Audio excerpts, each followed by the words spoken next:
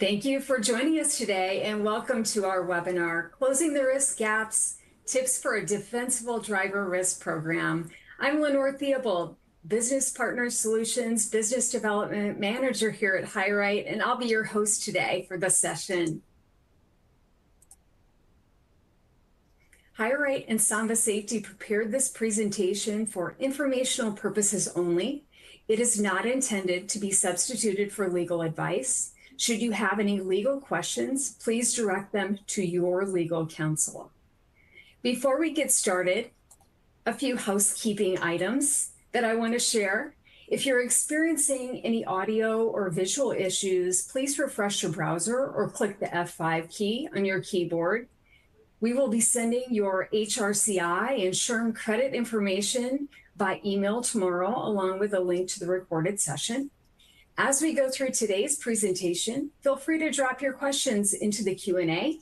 We'll get to as many as we can live, and for anything we don't cover today, we'll follow up after the session. We have a copy of our new ebook, Driver Risk Management Solutions for Employers, that you can access and download. It's in the resources section. We'll also include a link to the ebook in the follow-up email that will be sent out tomorrow. If anyone is interested in a private demo of the driver risk management solution, please click on the request a demo box and we will follow up with you. After the presentation, we would appreciate getting your feedback. Take a minute to complete our short survey. Our presenter today is Amy Wilson, Vice President of Product Management from SambaSafety. And joining her is HireRight's own Diana Dacyczyn, Senior Product Manager. You can check out their bios in the speaker folder. And with that, I'd like to turn it over to Amy. Thanks so much, Lenore. I appreciate it. Thank you, everybody, for joining us today. I'm really looking forward to talking about some of the tips and tricks that we have for really establishing a defensible driver risk program. Before we get into those tips, though, I want to start with why we feel at SambaSafety and HireRight this is so important, and really the trends that we're seeing that have driven us to start talking about why having that defensible program is important for our customers, for anyone on this call today. So to start out, I just want to walk us through some of those key trends. There's some eye-popping numbers on the screen right now, and maybe some of you are surprised to see just the increase in terms of the cost and the verdicts that we are seeing, especially in the transportation industry, as it relates to any sort of accidents, collisions, or fatal accidents there as well.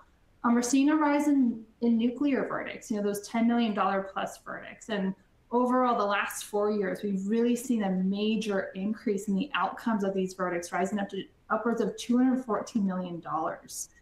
And I want to be clear, I am not a lawyer. My business law 101 from 10 years ago did not get me all the way to law school, surprisingly, but I did want to make sure I consulted with our general counsel and our chief compliance officer, John Diana.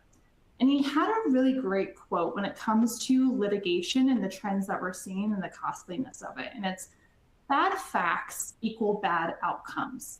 And what he meant by that is what we're seeing in court is it's the plaintiff counsel's job to create this perception that when accidents happen, the companies are acting irresponsibly because they aren't investing enough in their safety programs.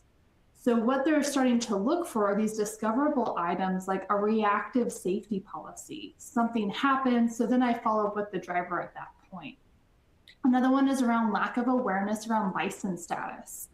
Do we understand the status of a person's license before they get behind the wheel of a vehicle to drive for our company? Can they legally drive? Do they have that valid license? Because anything outside of that is deemed as illegal to drive that vehicle.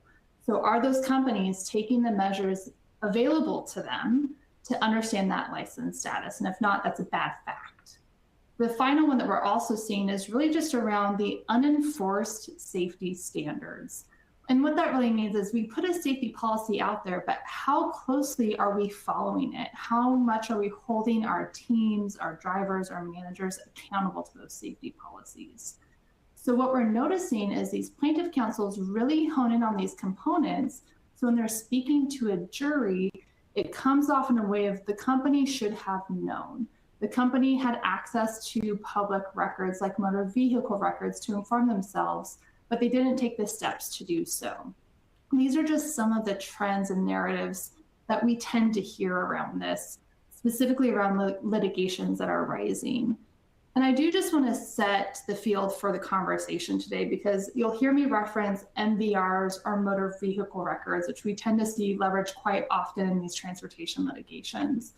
And really what an MVR is, it's a public record from the Department of Motor Vehicle, and it tends to serve itself as a driver report card. So it can have violations, it can have the license status, is it a valid license, is it suspended? It can have endorsements, so what type of vehicle is this person licensed to drive? So really giving the full purview of that driver. So I just want to set the stage as I talk through this around the types of records that we're seeing.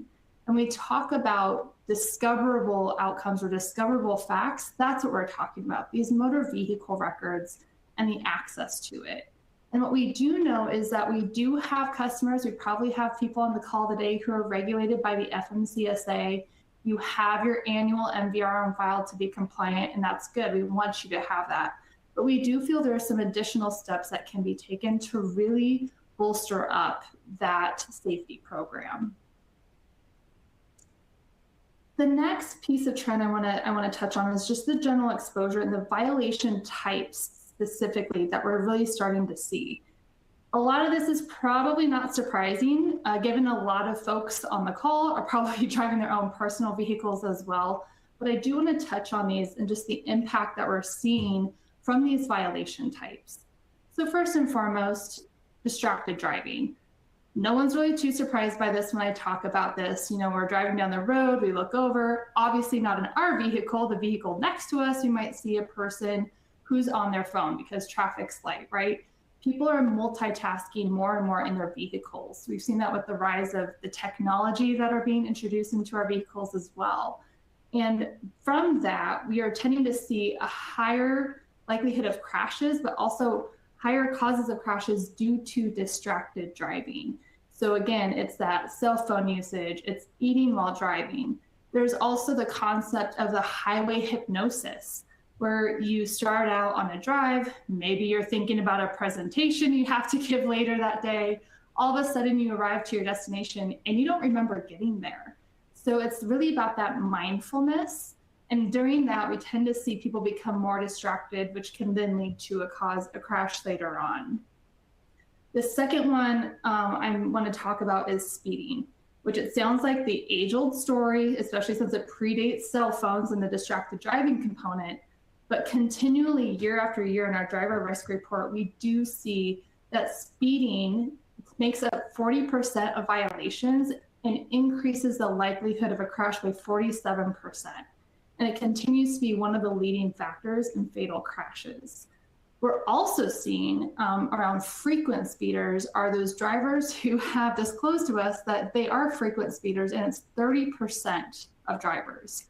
So more and more in the customers that we've worked with and other companies that we've consulted with, we've really started to notice a change in their focus on speeding and the tools that are available out there to really help us better determine where and when we need to have interventions around speeding. But I have seen that that continues to be one of our major violations that we see. And then finally, invalid licenses.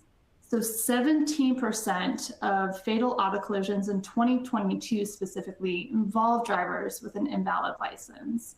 And we have also started to see that drivers with suspended or revoked licenses are 4 times more likely to be involved in a fatal crash as well.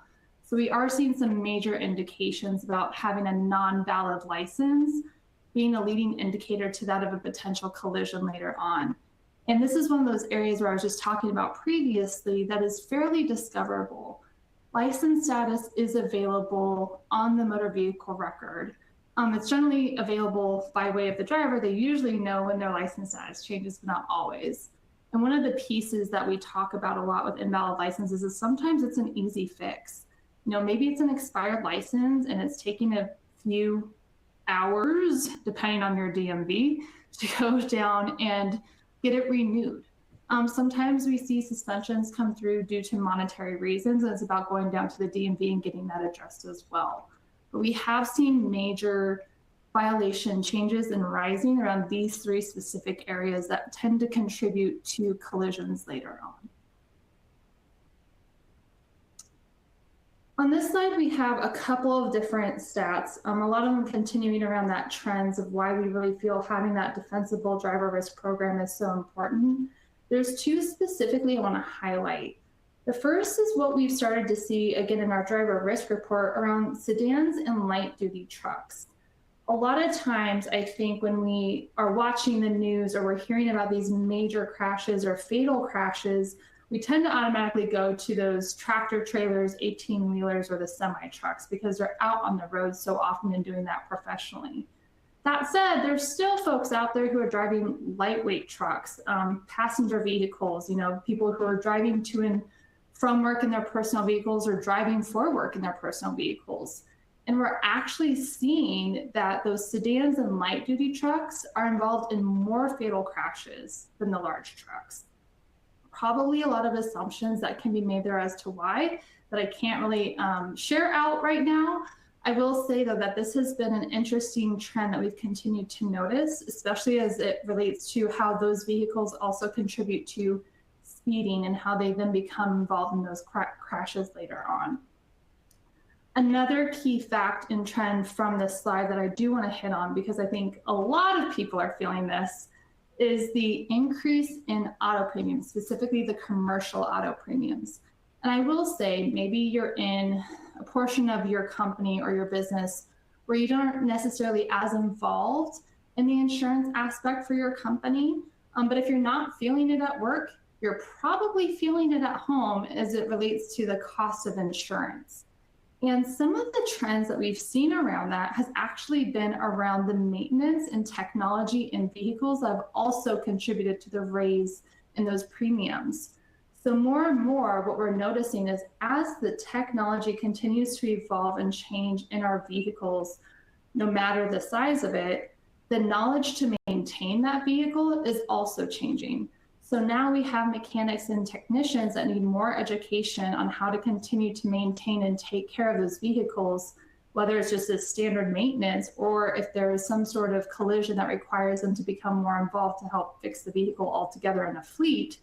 Their education is having to change, which is becoming more costly. And then you tie in the cost of the parts themselves and putting that all together, we're seeing the cost of vehicle maintenance start to rise. And then if there is a collision, we're seeing the cost of that to fix the vehicle rise. And then we're seeing the premium start to rise. So all of these pieces combined, that's one of the contributors that we're really seeing around the rise and increase in auto premiums as well. So like I said, a lot of facts on here, but just wanted to really glean to some of the key trends that we're seeing that then contribute back to having that need for a more defensible program. So what's really evolved as well is this concept of we didn't know. It's no longer working nor acting as effective. And a lot of times what I've heard from customers, I said this a little bit earlier, Amy, we pull an annual MVR. I have the visibility then, or I had an MVR at the pre-hire before I hired them. And I've determined that I know what I need to do to have training or intervention with this person so I can send them on the road. All of those are good things. You want to be compliant. You want to have that visibility and make sure that you're able to talk with your driver about what they have going on. Overall, though, what we're also seeing is that's no longer enough. And companies are at this point expected to know about the risk continually and then act on it when they learn about it. Otherwise, we start to see what we reference as a visibility gap. And I want to explain what that is really quick. So a lot of times what we see is there will be an MVR pull at the pre-hire time, or maybe it's an annual MVR pull as well for that compliance component. What ends up happening is by only doing those pulls once or twice a year, there then becomes a gap of time where activities can occur. So let's say Amy's a fantastic driver because we all know she is, but she happens to take a road trip, I don't know, through California, and there's a speed trap, and she ends up going 20 miles over the speed limit by accident, of course. This is all hypothetical. What could then happen is if my employer is not actively monitoring my license or staying up to date on my activity, or if it was really bad and didn't self-report, maybe that violation is outside of my safety policy stating, this goes against what we have. Usually at this point, Amy, we need to have some sort of coaching event or maybe behind the wheel training with you. Instead, what could happen is I get pulled over again to the point where it can make my license go into some sort of state other than valid. My company doesn't know. And in the worst case scenario there is I get into some sort of collision or accident while on the job, and they had no idea about any of those previous violations that could have lent themselves to being preventable in that sense. That's what we mean by a visibility gap. There's that gap of time where we just didn't have the right lens of the types of activities that Amy was taking that could then cause her to be in a bad situation like an accident. So Diana, I want to talk with you a little bit more about this visibility gap, because I know that, especially at HireRight, you all are conducting millions of background screens and doing MVR checks, whether it's for pre-hire or just an annual. I'm curious, from your world, what are you hearing from customers that they're most focused on in terms of those MVRs? Like, what are they seeing that becomes almost like a pass-fail, or to help them make a decision as to whether or not someone should move forward in the hiring process or maybe be taken off the road for a little bit? So good question. When it comes to MVRs, it's a lot of what we are typically seeing when it comes to those pass-fail indicators for our customers. It ranges quite a bit. We have customers who have their own internal adjudication process. Oftentimes you're going to see the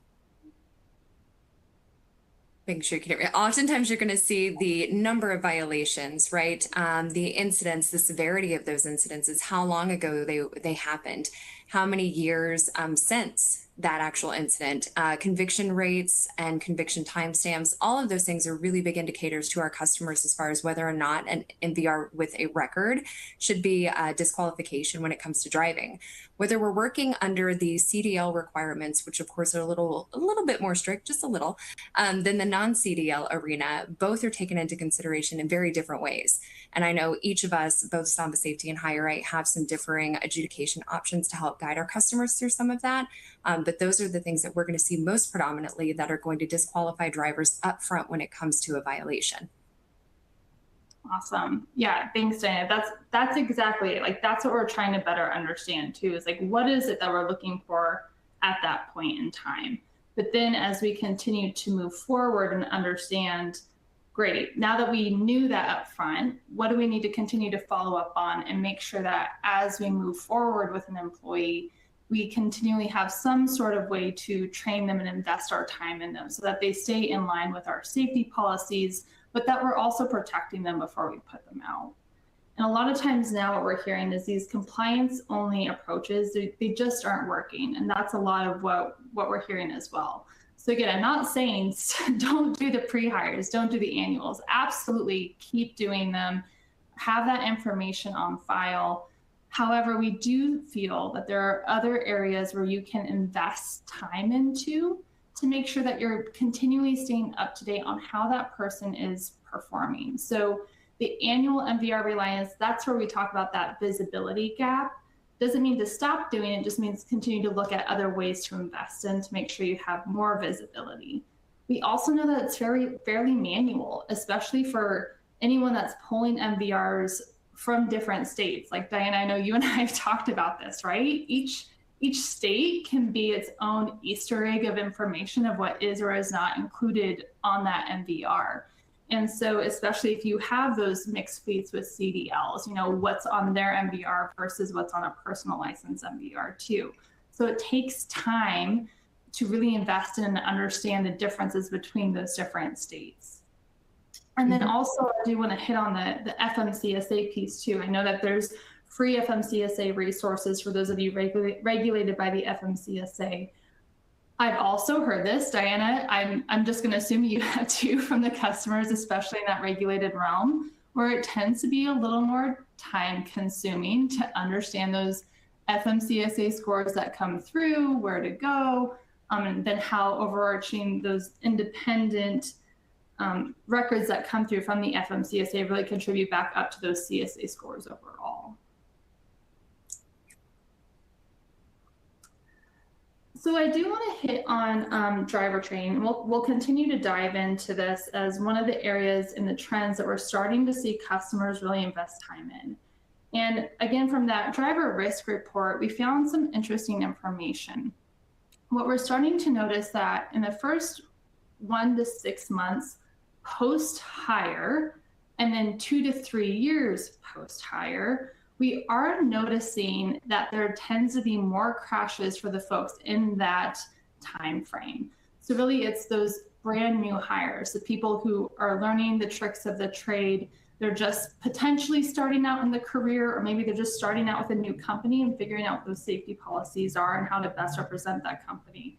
We have seen a higher crash risk in that particular genre there. The secondary one would be the 2 to 3 years post-hire. And what we're finding there is there's more of a complacency component to where drivers are getting comfortable. They've been in the seat for 2 to 3 years with this particular company, and before they become more relaxed. And maybe they aren't as much of a defensive driver as we would like them to be in that mark. And what we're starting to find is that the early onboarding component, but also regular refreshers, can really help reduce that risk. And we're also seeing that tells the drivers that we are investing in them. We know how expensive it is to onboard a driver. We know how expensive it is to go through that pre-hire process and that immediate post-hire process as well. But what we're also seeing is that can then impact the time they stay in seat too. And Diane, I'm curious from your perspective, what you're hearing from your customers directly, specifically as it pertains to driver retention and how that's coming up in their post-hire process and monitoring. We're hearing a lot of chatter on it. It's really been an interesting evolution to watch. When customers first come to the idea of continuous monitoring, they're usually focused on the risk mitigation, catching suspended licenses, avoiding any liabilities. But increasingly, what we're seeing is they're starting to connect it to retention, which, as you mentioned, it makes sense, right? Turnover is a huge cost. Retention numbers aren't as high as we've always seen, but they're present. And we're trying to focus not only as a provider and a vendor partner, but as the customer viewpoint. How can you retain that driver? How can you reduce some of that initial upfront cost from training and onboarding? We know that's time consuming and expensive as an organization. But we're hearing customers say, instead of it looking like, hey, we're watching you to the driver, it's we're supporting you. We're investing in you. We're trying to do this to help you succeed as much as the organization. So the mindset has been a huge shift, and culturally, it resonates with the driver base. So customers are asking, how do we get this driver to see this as a benefit instead of a surveillance tool?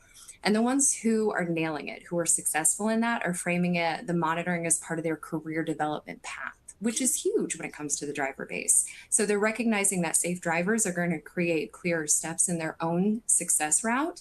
And they're even using it in their recruiting tools. So the forward-thinking folks are really realizing that the same data that's going to protect them is also helping them build a stronger employee base. I love that. I love the career development component of that. And we do have some data showing that that's resonating later on in this presentation as well.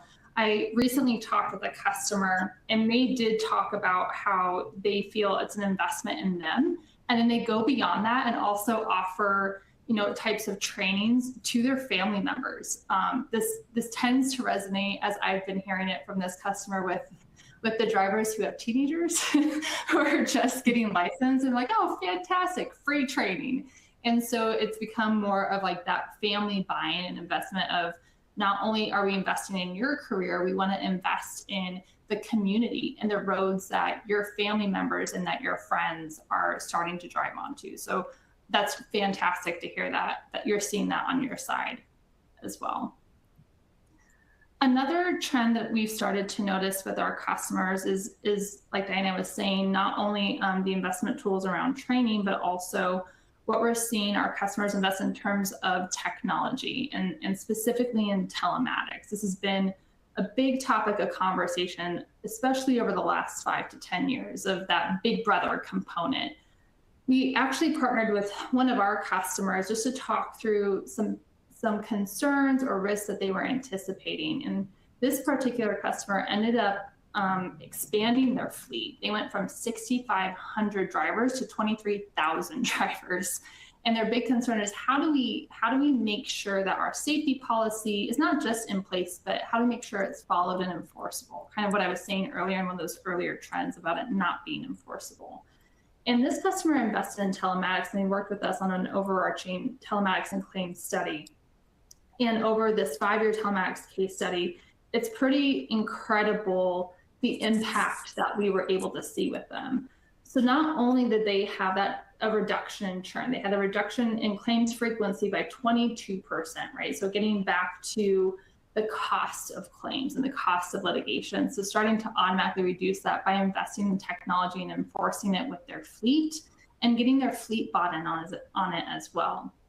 And by doing that, by reducing that claims frequency, they also saw a reduction in the spend and the driver churn overall, because they are posing it, Diana, kind of like what you said, right? This is an investment in your career development, but also an investment in your safety.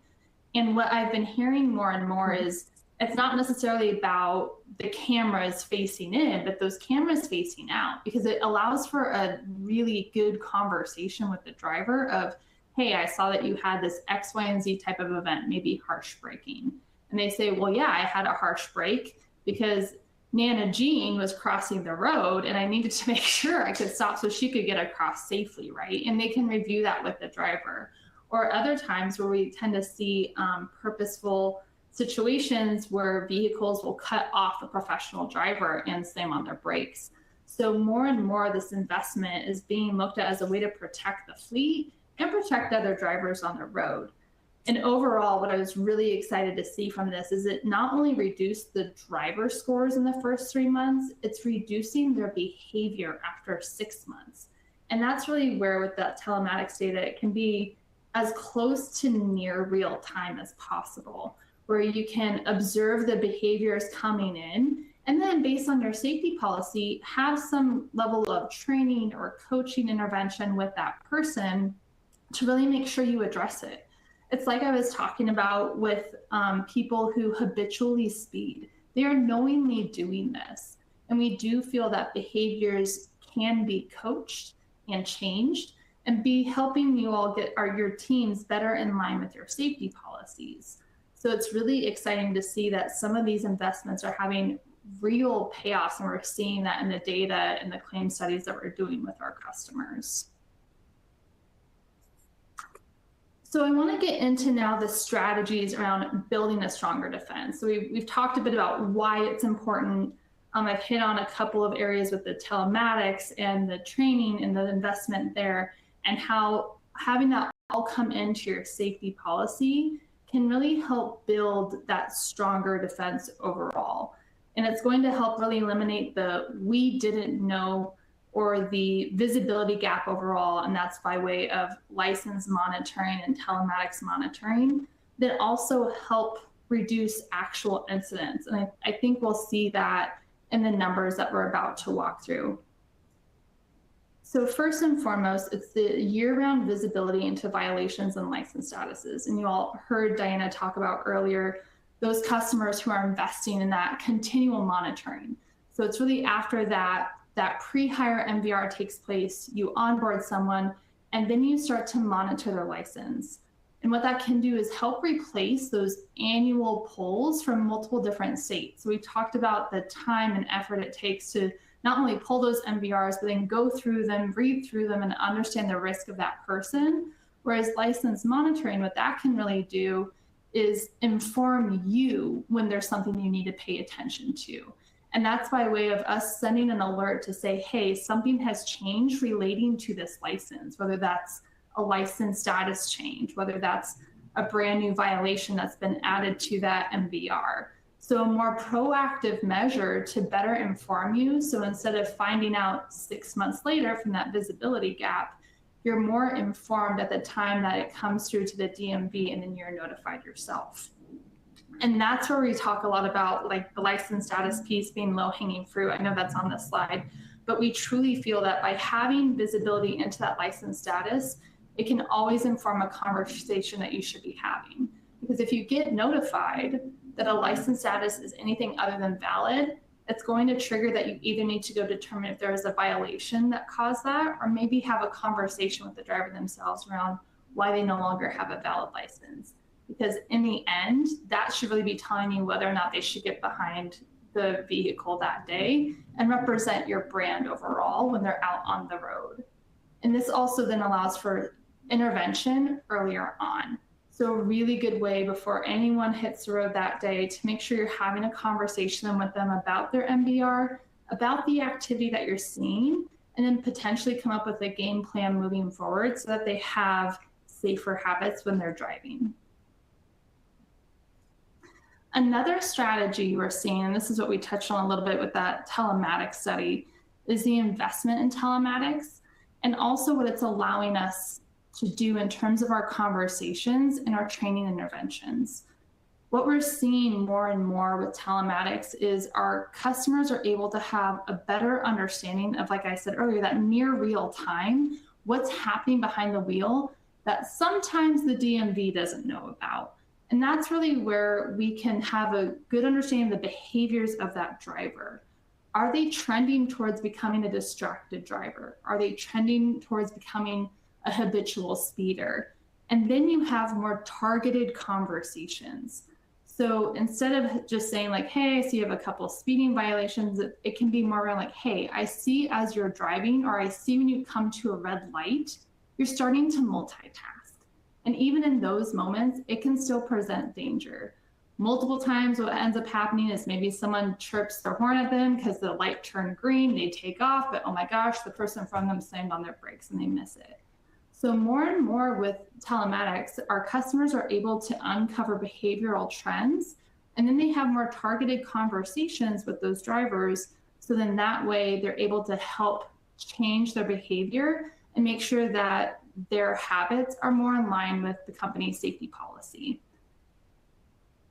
And then finally, for our customers who are in that regulated space, who are regulated by the FMCSA, we have the ability to have that continuous insight into violations, into those roadside inspections that come through. And instead of having to manage that information through all the different portals available, really bringing that CSA data into a one-stop shop in tandem with MVR data and drawing the connection between the two. So then that way our customers are able to have a better understanding of my CSA score is X, Y, and Z for these basics, but I want to narrow that down to the actual group or the actual driver that's contributing to that score, all within one pane of glass. So hopefully gone are the days where you're having to manage multiple websites, but having that one place you can go to really understand the total risk that that person is presenting. And I do want to call out, we have on the screen a QR code. There's a webinar coming up around the 4-key FMCSA initiative, Changing Driver Compliance. I know there's a lot going on within the FMCSA. There's been a lot of announcements, a lot of changes. So this webinar will really shine light on those changes and some areas to probably pay attention to and focus on going forward. And if you don't have your cell phone and you can't scan that QR code, we can send out a link after this presentation. So Diana, I want to hit on more around the voice of the customer for a minute. I know that we could hire just the pre-hire screening and call it a day, right? Just focus on that pre-hire MVR. But I do want to call out just the partnership that HireRight and SambaSafety have had, especially in our conversations around post-hire monitoring. And I'd love to hear just from your perspective, why that partnership, why the post-hire license monitoring has become more and more important to our customers. Of course. I mean, first and foremost, it's necessary, but customers are asking for it, plain and simple. They don't want to manage multiple vendor relationships. As we all know, streamlining consolidation, it's going to help everybody do their jobs at a better, more seamless process flow. And they trust the HireRight brand. HireRight has been in partnership with the SambaSafety team we're actually celebrating 25 years this year. They want the same level of support and rigor extended beyond that hire date, right? We brought the driver in, now what? So from our perspective, pre-hire screening alone isn't going to be enough to keep people safe. Customers need lifecycle management, not single point in time check. And partnering with SambaSafety closes that gap, and it eliminates, or I should say minimizes, that risk, right? Together, our partnership delivers what neither one of us could do alone. We're casting that broader net, that encompassment, to give our clients kind of an end-to-end solution. There's also real strategic alignment. Both companies share the same mission. We're helping organizations build safer workplaces using the data and technology and the evolution of each of those pieces. So this partnership means customers don't have to choose between pre-hire excellent, post-hire visibility. They get both, and they're working together seamlessly. So the bottom line is the customers are realizing that the level of their screening they're doing from a pre-hire viewpoint isn't enough, and this partnership is going to offer them a solution that takes them to the next step. Yeah, thank you for talking through that. That's so true. And like talking through the pre-hire not being enough, we've been hearing a lot on our side where with how much the driver shortage and driver retention has changed and become more of a challenge, our customer base is having to almost change their safety policy in terms of the level of risk they're willing to bring on. And so having these tools and having a team like we have today in the HireRight and SambaSafety partnership has really allowed some of the customers, at least the ones that I interact with often, to have a better understanding of not only how to carry forward that pre-hire MVR, but what to do about the risk that they're seeing there and the types of interventions that they can have in partnership with both of us. And I'd love, Diana, if you have an example of a customer story, no names necessary, who did that transition as well that spoke to you about that, going from pre-hire only to continuous monitoring. Did they talk to you about just what changed for them in terms of that visibility? Yeah, of course. We had a rather large carrier with several thousand drivers in their fleet who'd been relying on that annual MVR, the traditional, right? Basically, they'd been reacting to incidents as they came up, but their claims were starting to trend upwards, and that insurance company was starting to ask some questions, the hard ones. The customer decided to pilot continuous monitoring with just one of their divisions, the highest risk, the one they're seeing the most reports from. And within the first few months, they caught a number of suspended licenses they would have missed just due to that annual gap period. They also started to have some violation and compilations come up that saved them on that front end.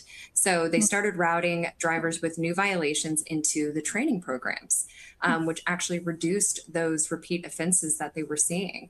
So their CSA scores started to improve. And most importantly, the drivers actually gave some positive feedback. They didn't feel like it was as much of a reprimand as an opportunity, again, as we were speaking on earlier, an investment in them to kind of curve this, identify the problem now, and help them find a solution before it reached a larger scale issue. So their insurance carrier acknowledged the change was pretty significant, backed off, which we all love. And based on that pilot, they actually rolled it out to their entire fleet.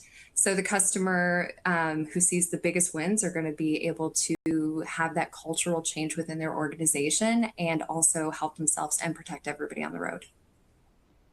Yeah, and you're so right. It is a cultural change, right? It really does require a level of buy-in. And we've talked to a lot of customers. I spoke about the ones who shared the training out with the family members of their team. I've had other customers and others in the industry who have talked about, the driver of the month and really getting that buy-in in terms of the positive behaviors that they're seeing to also help influence the teammates as well. Because in the end, it's not about being, the big brother and having that eye in the truck with you all. It's really about the investment we're making in our employees' safety and the safety of others on the road around them. So having that visibility and then having those more targeted trainings and conversations, where it sounds like both of us, we're seeing a major impact on both sides that really helps carry forward the importance of that safety program. And I will say, from a SambaSafety perspective, we've kind of seen it where in the past, right, each program component was kind of split out, and we were calling it the three-pronged approach that has really come full circle together. So it's more cohesive versus being separate between safety, separate between compliance, separate maybe in HR as well. And so the three specific areas, the three prongs there would be our compliance component, our incident-based approaches, and the overarching risk index.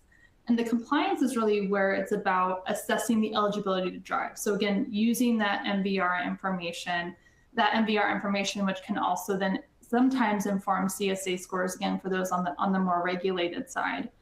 But then what we also have started to see customers do is combine that with incident-based information as well. So incident-based more along the lines of telematics and identifying and responding to those employees who are having a lot of risky events and seeing that, what we talked about earlier, those trends. So what we're starting to correlate with this customer are, well, I'm noticing that they continually have a speeding event once a day. Maybe that's 5 miles over the speed limit, maybe that's 10, but we're also now starting to correlate that back to their MVR too, which is impacting their driver score. And so taking those two components and then also bringing in other data sources that are important to our customers. So telematics, MVR, that could be CSA, sometimes it's claims data, or other data components that they deem as risky. Maybe it's self-reported information. And now we've started to combine that all into one holistic score on an employee. And so our customers are starting to no longer have all these different areas that they're going to, but they're working with HireRight, working with SambaSafety to pull in all this data into one area to really inform where they need to focus and who they need to focus on, and let that inform them of how the types of training they are putting in place should happen with maybe a group of drivers, maybe a single individual. So as we've seen our customers bring this three-prong approach into reality, we're noticing some significant impactful numbers in a positive way. So one customer in particular that implemented this three-prong approach saw a 32% reduction in violations in their first year of implementing it. And their invalid licenses started to drop. Which is huge, right? Again, we've talked about that multiple times. I know I'm repeating myself, but it's a big indicator when you have someone with a non-valid license willing to get behind the wheel. So from a compliance perspective, they started to see a reduction in their violations. And this particular customer, seeing the numbers that they've seen around speeding violations, the likelihood of speeding to a crash, specifically fatal collisions as well, became a big concern for them, and they were having a growing fleet. So with their telematics, they started having more targeted conversations from that near real-time information. So again, just because the driver is speeding doesn't mean it always ends up back on that MVR, but they did have a targeted approach to their coaching as it related to speeding incidents. And overall, they saw a reduction in speeding incidents by 80% in the first month, which is huge. That's super exciting for us to see because it means that their drivers are being more mindful. It's super exciting for them because that was a really big initiative for this company. And then overall, with that combination of all these data into one point and that one lifetime profile of that driver, they saw an overall risk score improvement by 33% in 18 months. And there's more components in terms of the data they brought in, the types of coaching they did. You know, one size does not fit all, but I will say we were really excited for this customer and working with them to see the impact that their safety policy had and their safety program had when they got themselves invested and their drivers and their fleet invested as well. And so I do want to hit on this knowing isn't fixing, another key topic I talk about a lot. So Diana and I both talked about the intervention component, the training component. And more what we're hearing from our customers is, Amy, this is great, right? I'm starting to get a little bit more of analysis paralysis. You know, we have all this data coming in. I see where the risk is at. Really, though, what should I be doing with it? And a part of that is also what we're hearing, taking action on the risky behavior and the information coming through. And so some of our suggestions that we have when it comes to risky behavior is training and e-learning. enrolling risky drivers into targeted micro-learning classes.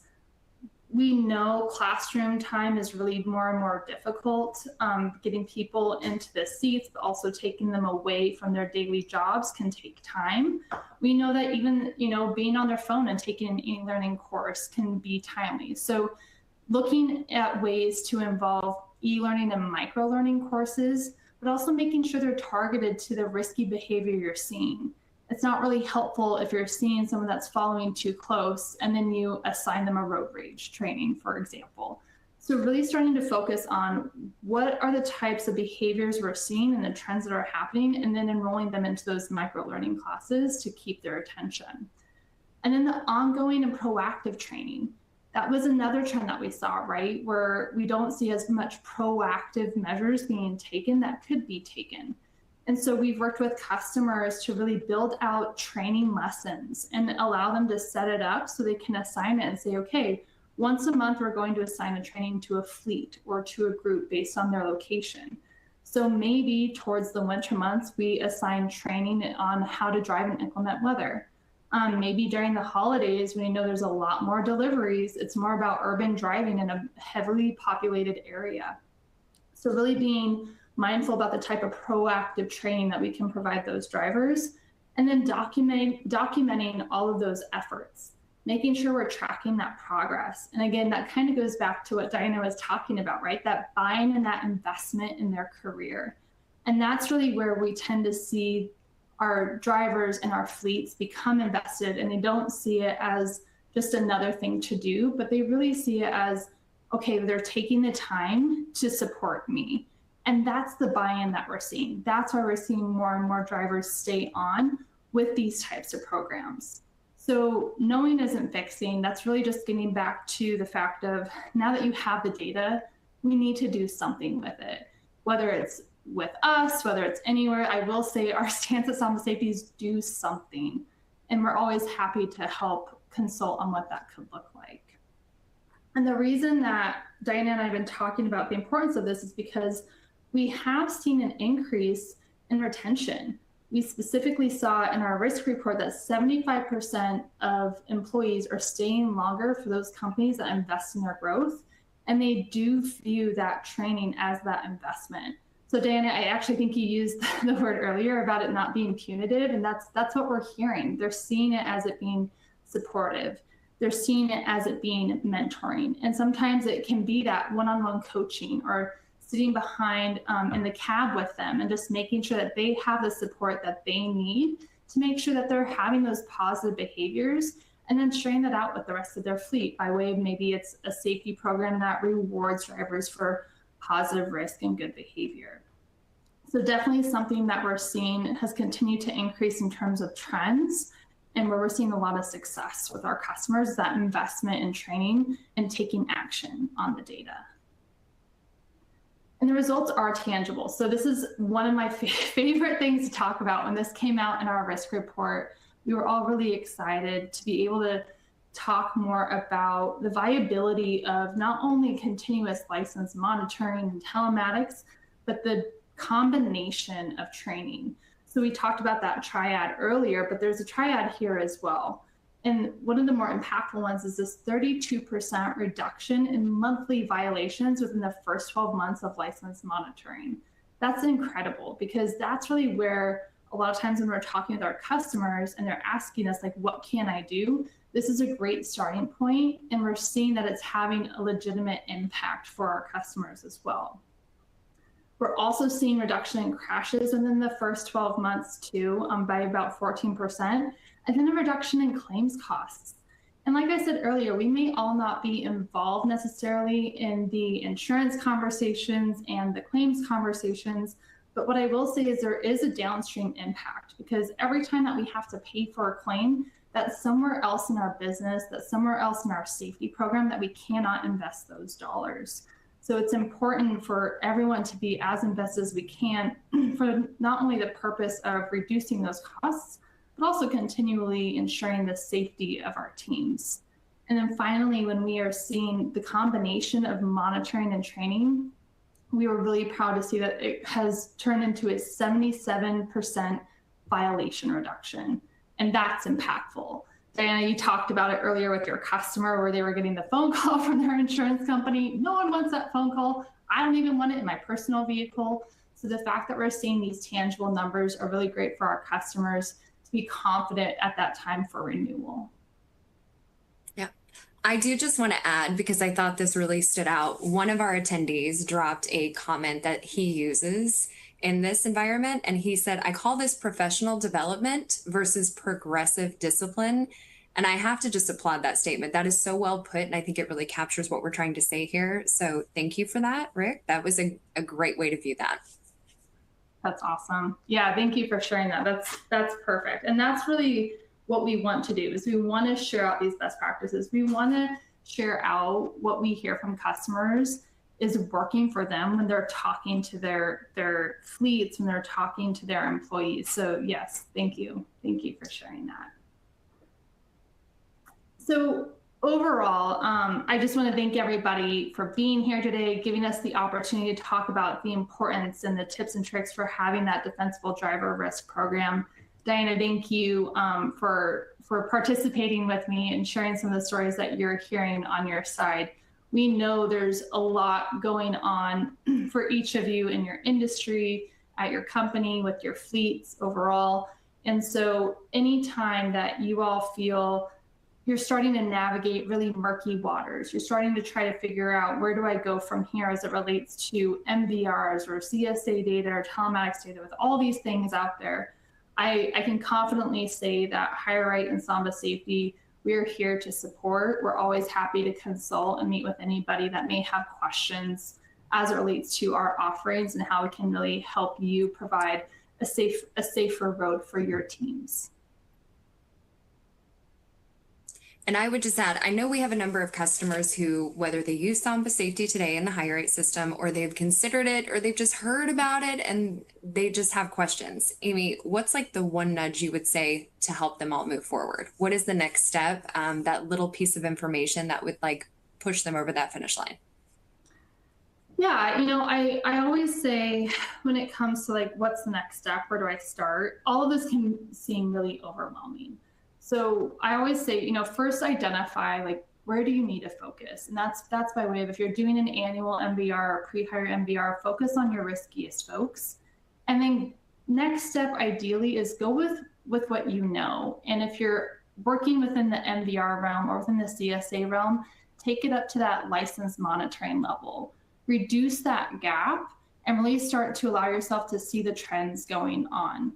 I think sometimes it can be overwhelming to try and go into this world of like, oh my gosh, crash and claims data, telematics data, MVR data, CSA data.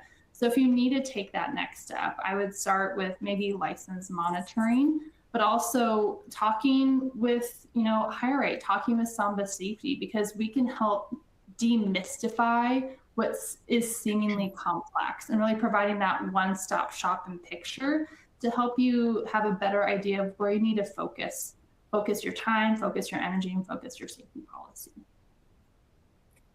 Yeah, thank you, Amy. And I'll add, we're having these conversations every day. The Samba team and the HireRight team with our customers in some capacity every single day. So definitely reach out. We'll talk you through it. We'll figure out what design and what programs make the most sense for your needs and your driver base, and whether that's CDL, non-CDL, right? Tradition is kind of one segment over the other, but we need to look at the whole picture, everybody on that road.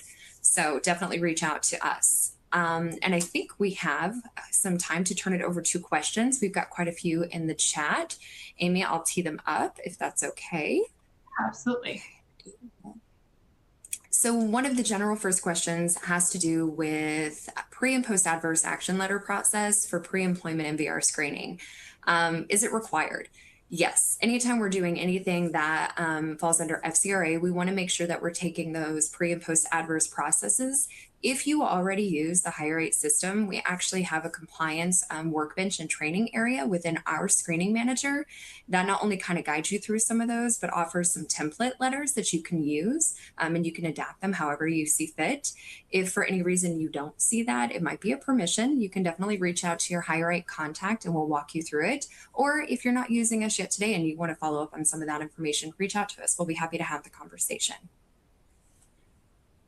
Okay. Let's see.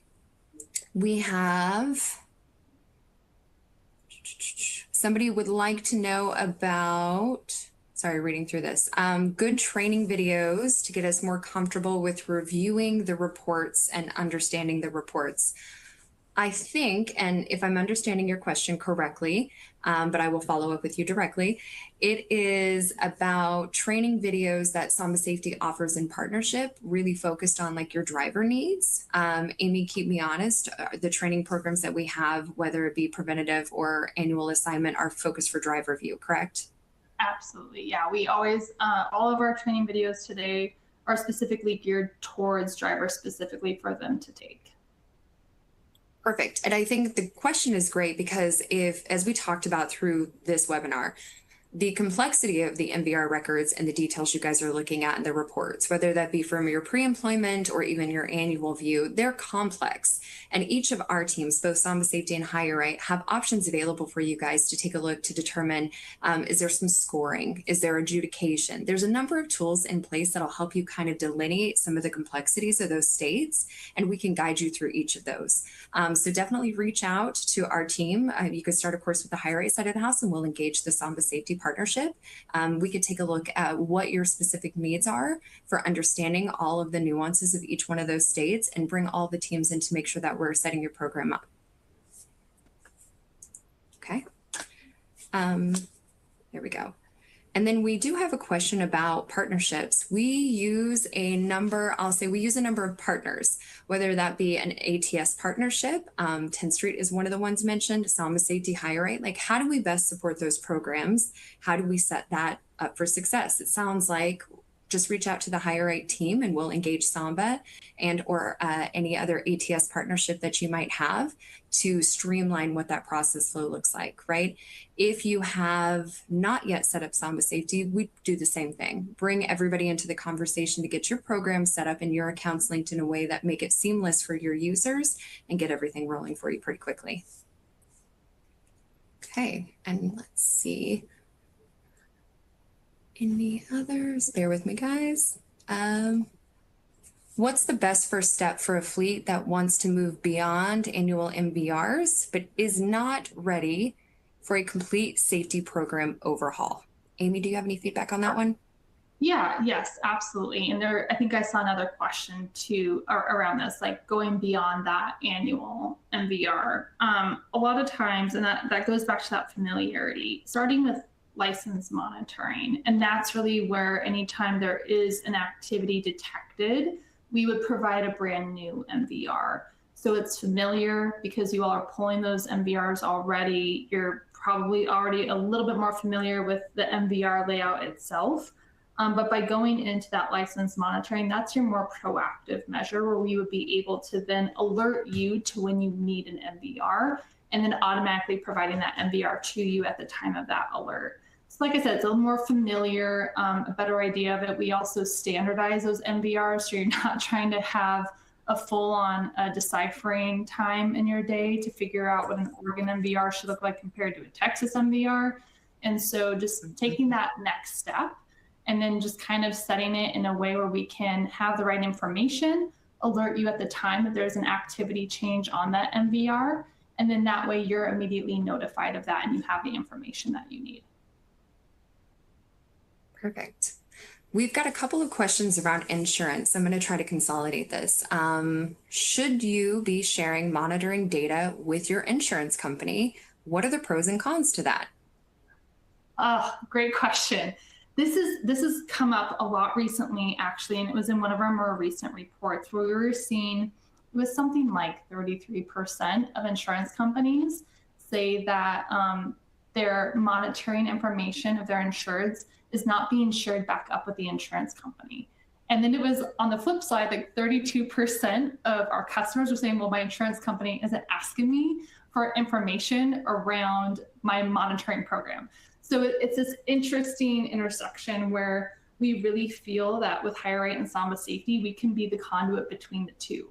I highly encourage sharing your monitoring information, your safety program, your MVR data back up with your insurance company, because in the end, the more visibility that we can create, the more information you can provide about the investments you're making in your safety policy, that will then allow you all to have a more productive conversation at that time of renewal.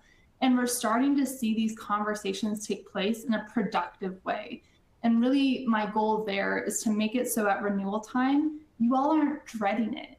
You have what you need available to you. So when they come and say, okay, I need X number of MVRs on these drivers, you already have it ready to go. And you're able to say, yes, I have a safety program. Yes, I work with HireRight and SambaSafety. I'm investing in that safety overall, and then having a more productive conversation.